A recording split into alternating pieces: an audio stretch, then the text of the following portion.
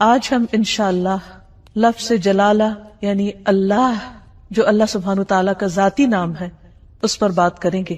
قرآن مجید میں اللہ سبحانہ تعالیٰ نے اپنا تعارف خود اللہ کے نام کے ساتھ کروایا ہے، اور اس کے لیے اس کا بہترین تعارف آیت الکرسی میں ہوا ہے۔ اللہ لا الہ الا ہو الحی القیوم لا تأخذہ سنۃ ولا نوم لہ ما فی السماوات وما فی الارض من ذا الذی یشفع عنده الا بإذنہ یعلم ما بین ایدیہم وما خلفہم ولا یحیطون بشیء من علمہ الا بما شاء وسع کرسیہ السماوات والارض ولا یؤودہ حفظہما وہو العلی العظیم۔ اللہ وہ ہے کہ اس کے سوا کوئی معبود نہیں، زندہ ہے، ہر چیز کو قائم رکھنے والا ہے، نہ اسے اونگ آتی ہے اور نہ نیند، جو کچھ بھی آسمانوں اور زمین میں ہے اسی کا ہے۔ کون ہے جو اس کے پاس اس کی اجازت کے بغیر سفارش کرے؟ وہ جانتا ہے جو کچھ ان کے سامنے ہے اور جو ان کے پیچھے ہے، اور وہ اس کے علم میں سے کسی چیز کا احاطہ نہیں کر سکتے مگر جتنا وہ خود چاہے۔ اس کی کرسی آسمان و زمین پر چھائی ہوئی ہے اور اسے ان دونوں کی حفاظت نہیں تھکاتی۔ وہ سب سے بلند اور سب سے بڑا ہے۔ یہ ہے اللہ رب العالمین۔ لفظ اللہ سبحانہ تعالیٰ کا ذاتی نام صرف اللہ ہی کے لیے مخصوص ہے۔ پوری کائنات میں اللہ کے نام سے سوائے اس کے کوئی بھی نہیں جانا جاتا، کسی اور کا یہ نام ہے ہی نہیں۔ ہل تعلم لہ سمیہ؟ نہیں، یہ نام ایک انتہائی خوبصورت نام ہے۔ اگر اس کی تحریر پر آپ غور کریں تو اس کے ساری شیپ اوپر کو اٹھتی ہوئی جاتی، جو اپنی تحریر کے اعتبار سے بھی اللہ سبحانہ تعالیٰ کی عظمت اور بلندی پر دلیل ہے۔ اس کو اسم الجلالہ، اللہ کا عزت والا نام، بلند نام، جلیل القدر نام، جو اسماء حسنہ میں سے سب سے عظیم اور اعلیٰ ہے، صرف اسی کا ہے۔ اس کے لغوی معنی کیا ہے؟ اس کا مطلب کیا ہے؟ اس کی اصل الالہ ہے، لیکن باقی اسماء کے ساتھ جب ال لگتا ہے تو الگ پڑھا جاتا ہے۔ لیکن سبحان اللہ سبحانہ تعالیٰ کے اس نام میں ال اس کا حصہ بن چکا ہے، یعنی اللہ بجائے اس کے کہ ہم کہیں الالہ، وہ خاص الہ، کیا کہا جاتا ہے؟ اللہ۔ عربی لغت میں یہ لفظ 4 معنوں میں استعمال ہوتا ہے۔ نمبر 1 المعبود، یعنی اللہ کون ہے؟ وہ جو معبود ہے، خاص الہ ہے جس کی عبادت کی جاتی ہے۔ نمبر 2 الملجأ، جس کی پناہ لی جاتی، خوف میں، غم میں، پریشانیوں میں، جس کی طرف رجوع کیا جاتا ہے، جو پناہ گاہ ہے۔ نمبر 3 المفزوع الیہ، یعنی گھبراہٹ میں جس کی مدد حاصل کی جاتی ہے۔ جب سارے سہارے ٹوٹ جاتے ہیں تو ہر انسان، خواہ وہ اس کو نہ بھی مانتا ہو، پھر بھی اسی کی طرف لوٹتا اور پلٹتا ہے۔ اور چوتھا معنی ہے المحبوب، وہ محبوب جس کے ساتھ عظیم محبت ہو، ہر چیز سے بڑھ کر محبت ہو، اور اس کے بارے میں عقل حیران ہو۔ لا تدرکہ الابصار، جس کو نگاہیں نہ پا سکتی ہوں، وہ یدرک الابصار، اور وہ سب نگاہوں کو دیکھتا ہے، جانتا ہے کہ کون سی نگاہ کس طرف اٹھی ہے۔ تو اللہ سبحانہ تعالی دراصل ساری کائنات کا حقیقی معبود ہے، ان کا بھی جو اس کو مانتے ہیں اور ان کا بھی جو اس کو نہیں مانتے۔ الہ برحق وہی ہے جس کی عبادت کی طرف بندوں کے دل مائل ہوتے ہیں جب وہ اس کو دریافت کر لیتے ہیں، جب وہ اس کو پہچان جاتے ہیں، جب وہ اس کی نعمتوں اور اس کی بنائی ہوئی عظیم نشانیوں کو دیکھ کر اس کی طرف مائل ہو جاتے ہیں، جب ان کے دل اس کی وحدانیت کی گواہی دینے لگتے ہیں اور پوری انکساری اور عاجزی کے ساتھ اس کے آگے جھکتے ہیں، اسی سے امیدیں لگاتے ہیں، اسی سے ڈرتے ہیں، اسی کی عظمت دل میں پہچانتے ہیں، پھر اسی کی اطاعت کرتے ہیں، اپنی ضروریات اور مشکلات میں اسی کی طرف رجوع کرتے ہیں۔ وہ وہی الہ برحق ہے جو عرش سے لے کر اس ٹھہری ہوئی زمین کی گہرائیوں تک واحد الہ ہے، جس کے سوا کوئی اور الہ نہیں ہے۔ وہ عظیم و برتر ہے اپنی صفات میں اور ان کی بڑائی اور کمال اور جلال میں اور جمال میں۔ اس کے جتنے بھی نام ہیں، اس کی جتنی بھی صفات ہیں، وہ سب اسی کی طرف لوٹتی ہیں، یعنی اس کے ذاتی نام اللہ کی طرف۔ اس کا کوئی شریک نہیں، کوئی اس کے مشابہ نہیں، کوئی اس کے ہم مثل نہیں، کوئی اس کا ہمسر نہیں، کوئی اس کا مددگار نہیں۔ وہ ہر لحاظ سے کامل ہے۔ اللہ جو دلوں کے لیے باعث راحت ہے، جس کا ذکر، جس کا تصور جس کا خیال اور جس پر ایمان دلوں کے اطمینان کا ذریعہ ہے۔ انسان جب اس کو دریافت کر لیتا ہے، جب اس کو پا لیتا ہے، جب اس کو پہچان لیتا ہے، تو پھر ہر چیز سے بے نیاز ہو جاتا ہے۔ اللہ جل جلالہ کا یہ نام قرآن مجید میں سب سے زیادہ استعمال ہوا ہے۔ 2500 سے زیادہ بار لفظ اللہ قرآن مجید میں مختلف جگہوں پر آیا ہے، مختلف آیات میں، اور جس آیت میں اللہ سبحانہ تعالیٰ کا تعارف کروایا گیا وہ آیت الکرسی قرآن مجید کی سب سے بڑی آیت شمار ہوتی ہے۔ ابی ابن کعب سے مروی ہے کہ نبی صلی اللہ علیہ وسلم نے ایک مرتبہ ان سے پوچھا کہ قرآن کریم میں سب سے عظیم آیت کون سی ہے؟ انہوں نے کہا اللہ اور اس کا رسول جانتے ہیں۔ نبی صلی اللہ علیہ وسلم نے ان سے پھر کئی بار پوچھا تو اس پر انہوں نے عرض کیا آیت الکرسی۔ اس پر آپ بہت خوش ہوئے اور فرمایا کہ ابو المنذر تمہیں علم مبارک ہو، یعنی واقعی تمہارے پاس علم ہے، تم جانتے ہو کہ اللہ کون ہے، اور اس کا تعارف قرآن مجید میں جس آیت میں ہے وہ آیت اسی بنا پر سب سے بڑی آیت شمار ہوتی ہے۔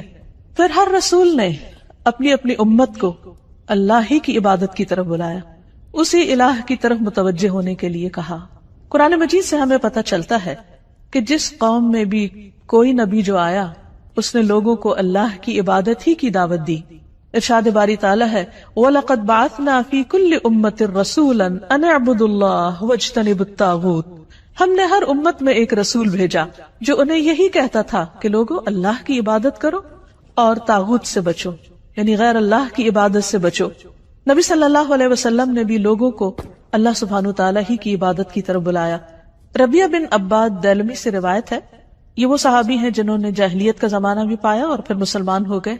تو یہ کہتے ہیں کہ انہوں نے نبی صلی اللہ علیہ وسلم کو ذو المجاز نامی بازار میں دیکھا، آپ لوگوں کو لا الہ الا اللہ کی دعوت دے رہے تھے اور فرما رہے تھے کہ یا ایھا الناس قولوا لا الہ الا اللہ تفلحوا، اے لوگو لا الہ الا اللہ کہہ دو تو تم فلاح پا جاؤ گے۔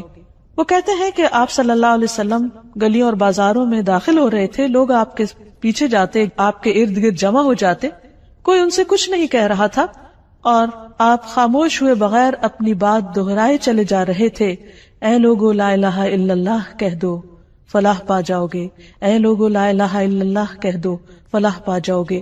گویا انسان کی کامیابی، اس کی نجات، اس کی فلاح کا انحصار اس بات پر ہے کہ وہ ایک اللہ کو اپنا معبود سمجھے اور اس پر ایمان لے آئے۔ یہی سٹیپنگ سٹون ہے سیدھے راستے کی طرف، کامیابی کی طرف۔ اسی طرح بلحجیم قبیلہ کے ایک آدمی سے روایت ہے، وہ کہتے ہیں کہ میں نے پوچھا اے اللہ کے رسول صلی اللہ علیہ وسلم آپ کن چیزوں کی طرف دعوت دیتے ہیں، یعنی آپ کی دعوت کیا ہے، آپ لوگوں کے لیے کیا میسج لے کر آئے؟ آپ نے فرمایا میں اس اللہ کی طرف دعوت دیتا ہوں جو یکتا ہے، بس ایک ہے، وہ اللہ کہ جب تم پر کوئی مصیبت آتی ہے اور تم اسے پکارتے ہو تو وہ تمہاری مصیبت کو دور کر دیتا ہے، جب تم کسی بیابان اور جنگل میں راستہ بھول جاتے ہو اور تم اس سے دعا کرتے ہو تو وہ تمہیں اپنے اصل مقام تک پہنچا دیتا ہے، جب تم قحط سالی میں مبتلا ہوتے ہو اور اس سے دعا کرتے ہو تو وہ پیداوار ظاہر کر دیتا ہے۔ تو اس سے پتہ یہ چلتا ہے کہ ہر انسان کے اندر اللہ کی ایک ضرورت موجود ہے۔ جب وہ دیکھتا ہے کہ اس کے آس پاس کے سب سہارے گم ہو گئے ہیں تو وہ اس ہستی کو پکارتا ہے جس نے اس کو پیدا کیا اور جس نے اس کے ساتھ ضروریات رکھی اور ان ضروریات کو پورا کرنے کا انتظام بھی فرمایا۔ انسان اپنی فطرت میں اپنے رب کو پہچانتا ہے، لیکن اس کا ماحول اس کو مختلف طرح کے اندھیروں میں رکھ کر اس رب سے دور کر دیتا ہے۔ رسول اللہ صلی اللہ علیہ وسلم نے دراصل لوگوں کو انہی اندھیروں سے نکالا، من الظلمات الی النور، من الظلمات الی النور، اندھیروں سے روشنی کی راہ دکھائی اور انہیں اپنے رب کے ساتھ جوڑا۔ پھر یہ کہ لفظ اللہ کے کچھ خصائص بھی ہیں۔ اس لفظ کی سب سے پہلی خصوصیت ہے کہ یہ اللہ سبحانہ وتعالی کا اسم اعظم ہے۔ امام غزالی کہتے ہیں کہ جان لو کہ یہ نام 99 ناموں میں سب سے زیادہ عظیم ہے، کیونکہ یہ اس ذات الہیہ پر دلالت کرتا ہے جو تمام صفات الہیہ کو جمع کرنے والی ہے۔ یہ اس ذات کا نام ہے جس کی ساری صفات ہیں، یہاں تک کہ کوئی بھی صفت اس سے جدا نہیں ہوتی، یعنی باقی ساری صفات اسی کی ہے، یعنی اللہ سبحانہ وتعالی کی۔ پھر ہم دیکھتے ہیں کہ یہ نام ہر حدیث میں وارد ہوا ہے۔ نبی صلی اللہ علیہ وسلم کی جتنی بھی حدیثیں، ان کے شروع میں ہر جگہ آتا ہے قال رسول اللہ صلی اللہ علیہ وسلم یا عن النبی صلی اللہ علیہ وسلم. تو حدیث کا جتنا بھی ذخیرہ ہے، جتنا بھی خزانہ ہے، اس میں سے ہر حدیث میں اللہ سبحانہ وتعالیٰ کا نام آتا ہے، اسی کی طرف نسبت جاتی ہے. پھر اسی طرح تمام اسماء حسنہ کی نسبت اللہ کی طرف ہے. وَلِلَّهِ الْأَسْمَاءُ الْحُسْنَى، اور اللہ ہی کے لیے ہیں سارے اچھے اچھے نام. فَادْعُوهُ بِهَا، بس تم اس کو ان ناموں کے ساتھ پکارو. یعنی کیسے کہا جاتا ہے؟ اللہ کون ہے؟ وہ جو الرحمن، الرحیم، القدوس، السلام ہے. یعنی یہ سب اللہ کے نام ہیں. یہ نہیں کہا جاتا کہ اللہ الرحمن کا نام ہے یا اللہ العزیز کا نام ہے. نہیں، العزیز اور الرحمن دراصل اللہ سبحانہ وتعالیٰ کے نام ہیں یا اس کی صفات ہیں. پھر یہ ہے کہ یہ نام سب سے زیادہ پکارا جاتا ہے. مثلاً دعاؤں کو اگر ہم دیکھیں، نبی صلی اللہ علیہ وسلم نے اللہ سبحانہ وتعالیٰ کو جن ناموں سے پکارا ان میں سب سے زیادہ یہی نام آتا ہے اللہم کے ساتھ. خود درود شریف کا آغاز بھی اللہم کے ساتھ ہوتا ہے. تو اللہ ہے، اللہ تو میم آخر میں جو مشدد ہے، یہ کیا چیز ہے؟ یہ دراصل عربی کا ایک قاعدہ ہے، شروع میں یا کا لفظ لگانے کی بجائے آخر میں میم کا مطلب ہے یہاں پر یا. جیسے ہم کہتے ہیں یا اللہ، تو اسی طرح اللہم کا مطلب ہے اے اللہ. حسن بصری کہتے ہیں اے اللہ دعاؤں کے مرکز. جب مانگنے والا کہتا ہے یا اللہ میں تجھ سے سوال کرتا ہوں، گویا وہ یہ کہتا ہے کہ میں اس اللہ سے دعا کرتا ہوں جس کے سب اچھے اچھے نام ہیں اور جس کے بلند نام اور بلند صفات ہیں. پھر یہ بھی یاد رکھیے کہ مخلوق میں سے کسی کے اندر آج تک جرأت نہیں ہوئی کہ وہ اپنا یا کسی اور کا نام اللہ رکھ دے. اللہ سبحانہ وتعالیٰ نے سب کی زبانیں پکڑ رکھی کہ یہ نام اس کے سوا کوئی اور رکھ ہی نہیں سکتا، یہ صرف اسی کی خصوصیت ہے. اور پھر یہ کہ تمام امتیں اس نام سے متعارف ہیں، کوئی اس نام کا انکار نہیں کرتی. پھر اسی طرح ہم دیکھتے ہیں کہ ہماری نماز کے ہر ایکشن میں یہ نام لیا جاتا ہے. مثلا نماز کا آغاز ہوتا ہے تکبیر تحریمہ سے. آغاز میں پہلا لفظ ہی کیا ہے؟ اللہ اکبر، اللہ سب سے بڑا ہے. پھر دعا استفتاح ہے، اس میں آتا ہے سبحانک اللہم و بحمدک، اللہ کا نام ہے. رکوع میں ہم جو دعائیں مانگتے ہیں ان میں سے دعا ہے سبحانک اللہم ربنا و بحمدک. پھر قوما میں جب کھڑے ہوتے ہیں سمع اللہ لمن حمدہ. پھر سجدے میں جاتے ہیں تو کہتے ہیں اللہم لک سجدت، اے اللہ میں نے تیرے لیے سجدہ کیا. پھر تشہد کی دعاؤں میں سے ہے اللہم اغفر لی ما قدمت وما اخرت وما اسررت وما اعلنت، اے اللہ مجھے بخش دے جو بھی میں نے پہلے گناہ کیے، جو بعد میں کیے، جو چھپ کے کیے اور جو ظاہری طور پر کیے. پھر نماز کے اختتام کس پر ہوتا ہے؟ السلام علیکم ورحمۃ اللہ، اس میں بھی اللہ کا نام لیا جاتا ہے. تو گویا پورا دن ہم اس کی تکرار کرتے رہتے ہیں، نمازوں کے اندر بھی اور نمازوں کے باہر بھی. دن کا آغاز ایک مسلمان کس طرح کرتا ہے؟ سب سے پہلے دعا مانگتا ہے الحمدللہ الذی احیانا بعد ما اماتنا. گویا آنکھ کھلتے ہی پہلا لفظ جو اس کی زبان پر آتا ہے وہ اللہ کے شکر کا ہے، الحمدللہ. پھر اسی طرح مختلف کام کاج کرتے ہوئے اگر چھینک آ جاتی ہے تو الحمدللہ. کسی اچھی چیز کو دیکھتا ہے انسان تو سبحان اللہ، اللہ کی قدرت یاد آتی ہے. پھر کسی چیز پر حیران ہوتا ہے کہتا ہے ماشاء اللہ. پھر اسی طرح کوئی گناہ ہو جاتا ہے تو کہتا ہے استغفر اللہ. بلندی کی طرف چڑھنے لگتا ہے تو کہتا ہے اللہ اکبر. نیچے کو اترنے لگتا ہے تو کہتا ہے سبحان اللہ. پھر اسی طرح دن کے سارے کام کاج کرتے ہوئے جب رات کو سونے لگتا ہے تو دائیں طرف لیٹتے ہوئے اپنا دائیں ہاتھ اپنے دائیں گال کے نیچے رکھ کر اپنے رب کو پکارتا ہے اللہم بسمک اموت و احیا. پھر اسی طرح اس نام کی کچھ اور خصوصیات ہیں، اور وہ یہ کہ عربی میں قسم کے لیے جو تا استعمال ہوتی ہے وہ صرف اسی نام پر وارد ہوتی ہے، تاللہ. پھر اسی طرح اس لفظ کا خاصہ یہ ہے کہ الحمد کا استعمال صرف اللہ کے ساتھ ہوتا ہے.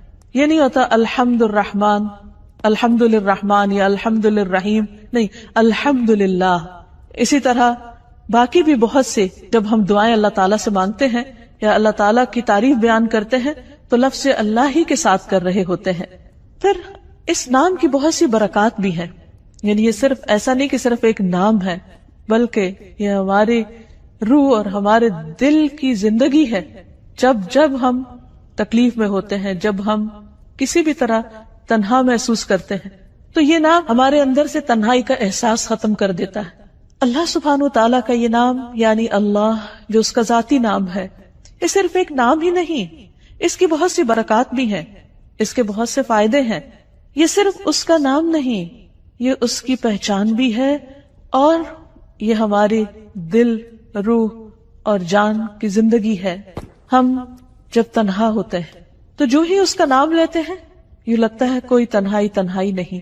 جب خوف زدہ ہوتے ہیں اور اس کو پکارتے ہیں تو لگتا ہے کوئی خوف نہیں. ایک دم دلوں کو قرار آ جاتا ہے، تسکین مل جاتی ہے. اگر انسان تکلیف کے وقت بسم اللہ کہتا ہے تو اس کی تکلیف دور ہو جاتی ہے. حضرت جابر کہتے ہیں کہ جب غزوہ احد میں طلحہ رضی اللہ عنہ کی انگلی کٹی تو انہوں نے سی کہا، جسے عام طور پر ہمارا ریاکشن ہوتا ہے. تو رسول اللہ صلی اللہ علیہ وسلم نے فرمایا اگر تم اس وقت بسم اللہ کہتے، یعنی سی کرنے کی بجائے اللہ کے نام کو یاد کرتے، تو فرشتے تمہیں اٹھا لیتے اس حال میں کہ لوگ تمہیں دیکھ رہے ہوتے. یعنی اتنی قوت ہے اس نام کے اندر. پھر اسی طرح ہم ہر کام کے شروع میں بھی بسم اللہ پڑھتے ہیں اور اس سے اس کام میں برکت ہو جاتی. مثلا کھانا کھاتے وقت اگر کھانا بسم اللہ سے شروع کیا جائے تو اس کھانے میں برکت ہو جاتی. حضرت عائشہ سے روایت ہے کہ ایک مرتبہ نبی صلی اللہ علیہ وسلم اپنے 6 صحابہ کے ساتھ بیٹھ کر کھانا کھا رہے تھے کہ ایک دیہاتی اچانک آیا اور اس نے بسم اللہ پڑھے بغیر کھانا شروع کیا اور 2 لقموں میں سارا کھانا سمیٹ گیا. تو آپ صلی اللہ علیہ وسلم نے فرمایا اگر یہ بسم اللہ پڑھ لیتا تو تم سب کو یہ کھانا کفایت کر جاتا. یعنی اگر بسم اللہ سے یہ آغاز کرتا تو 6 میں اگر 7واں بھی شامل ہو جاتا تو سب کی بھوک دور ہو جاتی. اور اس موقع پر آپ نے یہ تعلیم دی کہ جب تم میں سے کوئی شخص کھانا کھائے تو اسے اس پر بسم اللہ پڑھ لینی چاہیے، اور اگر وہ شروع میں بسم اللہ بھول جائے تو یاد آنے پر بسم اللہ اولہ و آخرہ پڑھ لیا کرے. وحشی بن حرب اپنے والد سے اور وہ ان کے دادا سے روایت کرتے ہیں کہ ایک مرتبہ ایک شخص نے کہا کہ ہم کھانا تو کھاتے ہیں لیکن ہماری بھوک ختم نہیں ہوتی. آپ نے فرمایا شاید تم الگ الگ کھاتے ہو تو تم اکٹھے ہو کر کھایا کرو، مل کر کھایا کرو، اور کھانے کے وقت بسم اللہ پڑھ لیا کرو. اس طرح اللہ تعالیٰ تمہارے کھانے میں برکت ڈال دے گا. پھر اسی طرح بسم اللہ پڑھنا شیاطین کو دور کر دیتا ہے، شیطان سے محفوظ کر دیتا ہے. حضرت انس کہتے ہیں کہ رسول اللہ صلی اللہ علیہ وسلم نے فرمایا جنوں کی آنکھوں اور انسانوں کی شرمگاہوں کا پردہ یہ ہے کہ جب کوئی اپنے کپڑے اتارے یعنی جسے نہانے وغیرہ کے لیے تو بسم اللہ پڑھ لے.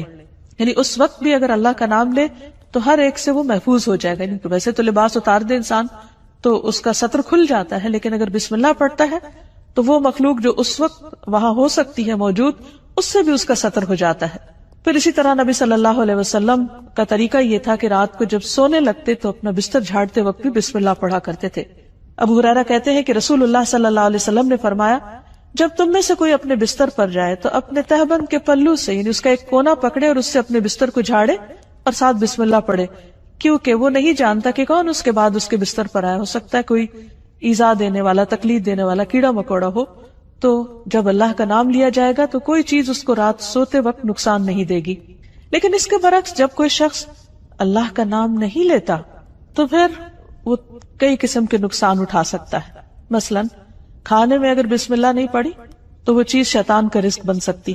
ابن عباس کہتے ہیں رسول اللہ صلی اللہ علیہ وسلم نے فرمایا کہ ابلیس نے کہا اے رب تو نے اپنے ساری مخلوق کا رزق واضح طور پر بتا دیا ہے، تو میرا رزق کہاں، میں کیا کھاؤں گا؟ فرمایا ہر وہ چیز جس پر میرا نام نہ لیا جائے وہ تمہارا رزق ہے. تو اس سے آپ اندازہ لگائیے کہ ہم جب کھانے پر اللہ کا نام نہیں پڑھتے تو یہ معمولی سی بات نہیں ہے، ہم دراصل اپنا ہی کھانا اپنے دشمن کو کھلا رہے ہوتے ہیں. پھر اسی طرح جب انسان گھر میں داخل ہوتا ہے تو گھر میں داخل ہوتے وقت اگر اللہ کا نام نہیں لیتا اور کھانا کھاتے وقت اللہ کا نام نہیں لیتا تو شیطان کہتا ہے کہ آج اس گھر میں تمہارے لیے کھانا بھی ہے اور رات گزارنے کی جگہ بھی ہے. لیکن اگر بسم اللہ پڑھتا ہے انسان تو وہ کہتا ہے کہ آج اس گھر میں نہ کھانا ہے اور نہ تمہاری رات گزارنے کی جگہ ہے. پھر اسی طرح جس مجلس میں اللہ کا نام نہ لیا جائے وہ مجلس قیامت کے دن انسان کے لیے حسرت کا باعث بنے گی.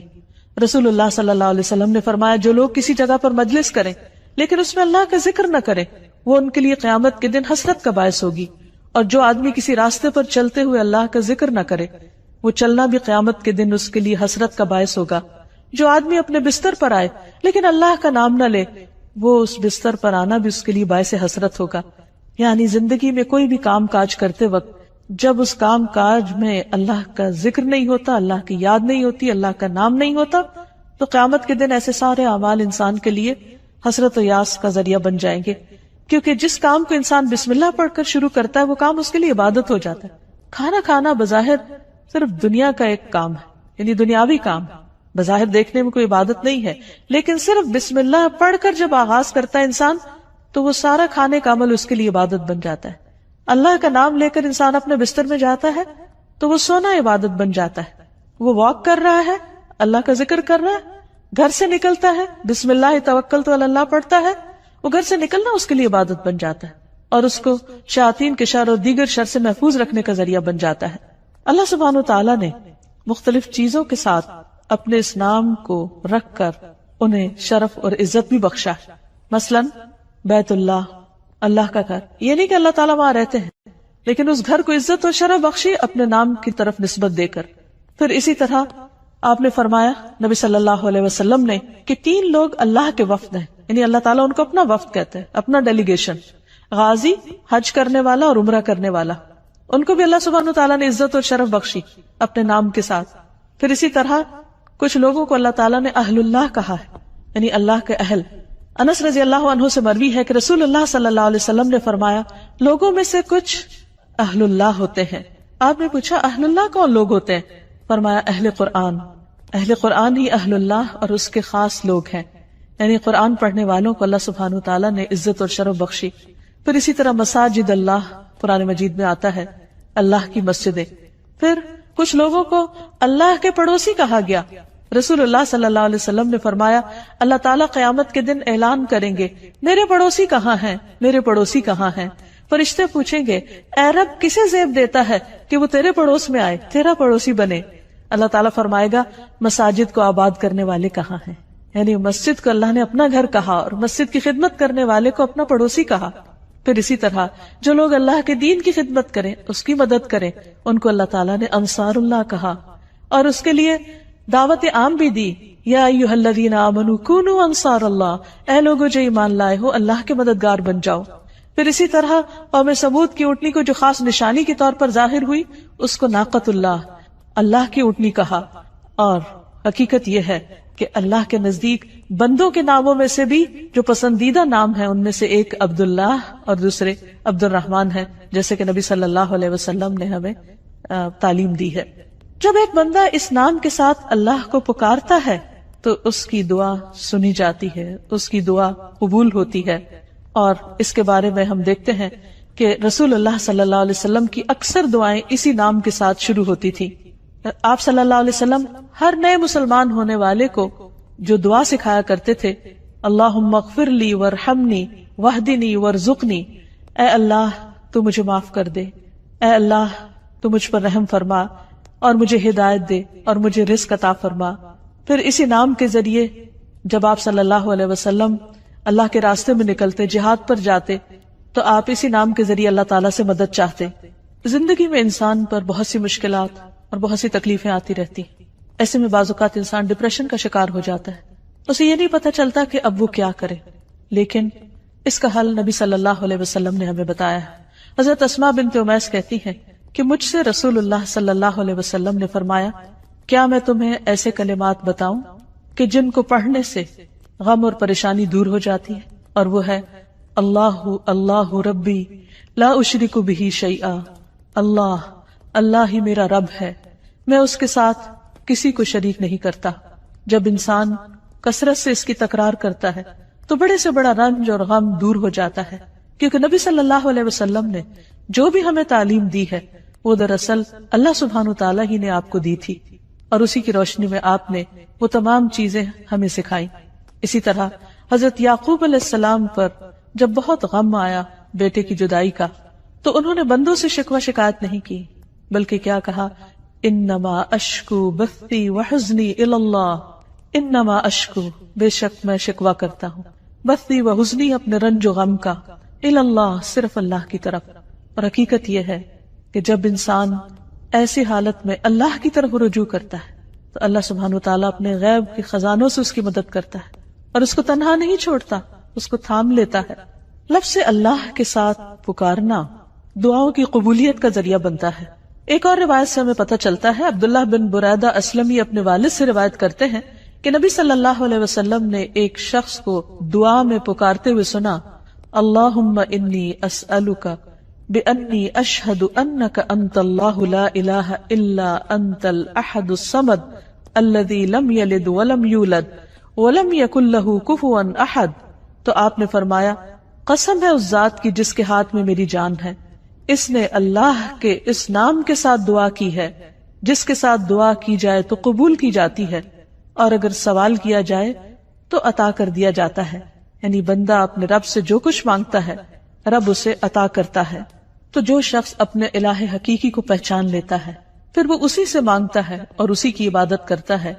ایاک نعبد و ایاک نستعین، وہ اسی کی اطاعت اور بندگی کے لیے اسی کو راضی کرنے کی کوشش کرتا ہے، اور اگر اس کو راضی کرنے میں کسی اور کو ناراض بھی کرنا پڑے تو وہ اس سے ڈرتا نہیں، کیونکہ جو اللہ کو راضی کرتا ہے اللہ سبحانہ تعالیٰ اس کی حفاظت کرتے ہیں، اور جو بندوں کو راضی کرنے کے لیے اللہ کو ناراض کر دیتا ہے پھر اللہ تعالیٰ اسے بندوں کے حوالے کر دیتے ہیں.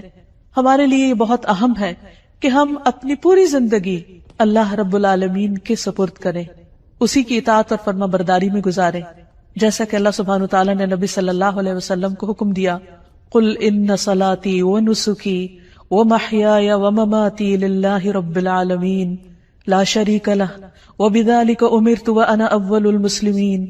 آپ کہہ دیجئے میری نماز، میری قربانی، میرا جینا اور میرا مرنا سب اللہ رب العالمین کے لیے ہے، اس کا کوئی شریک نہیں، مجھے اسی بات کا حکم دیا گیا ہے اور میں سب سے پہلے فرما بردار ہوں، سب سے پہلے مسلمان ہوں. یعنی کسی بھی قسم کی عبادت خواہ وہ جانی ہو یا مالی ہو، زندگی کا کوئی بھی کام ہو، سب کا سب اللہ کی رضا کے لیے ہونا چاہیے. جیسا کہ ابراہیم علیہ السلام نے اپنے آپ کو اللہ کے سپرد کیا تھا، اللہ کی اطاعت کی تھی. اذ قال له ربه اسلم قال اسلمت لرب العالمین، جب اس کے رب نے کہا کہ تم اپنے رب کے حوالے کر دو اپنے آپ کو تو انہوں نے کیا کہا کہ میں رب العالمین کا فرما بردار ہو گیا. ایسا ہی دین دراصل اللہ کا مطلوب دین ہے کہ بندہ اپنے آپ کو اللہ کے حوالے کرے، اسی کا فرما بردار بن جائے، اسی کا اطاعت گزار بن جائے. ارشاد باری تعالیٰ ہے وَمَنْ أَحْسَنُ دِينًا، اس سے اچھا دین کس کا ہو سکتا ہے، ممن اسلم وجہہ للہ، جس نے اپنا آپ اللہ کے حوالے کر دیا، اپنا چہرہ اللہ کے لیے تابع کر دیا، اس کے آگے جھک گیا، اس کی بات کے آگے، اس کے حکم کے آگے.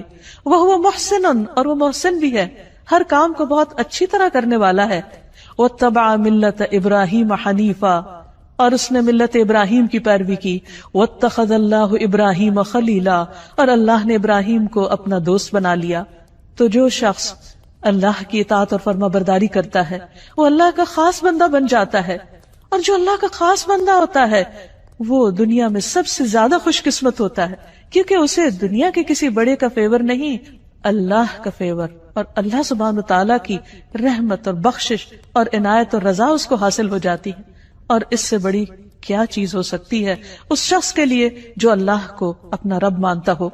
اسی لیے ایسا بندہ جب رات کو سونے لگتا ہے تو اپنا سب کچھ اللہ کے سپرد کر دیتا ہے اور یوں اللہ سبحانہ تعالیٰ کے آگے عاجزی اور فریاد کرتا ہے، اللہم اسلمت نفسی الیک ووجہت وجہی الیک وفوضت امری الیک والجأت ظہری الیک رغبتا ورہبتا الیک لا ملجا ولا منجا منک الا الیک آمنت بکتابک الذی انزلت وبنبیک الذی ارسلت. اے اللہ، میں نے اپنی جان تیرے سپرد کی، اپنا چہرہ تیری طرف کر لیا، اپنا معاملہ تیرے سپرد کر دیا، جتنے بھی پریشانیاں غم اور ہم ہیں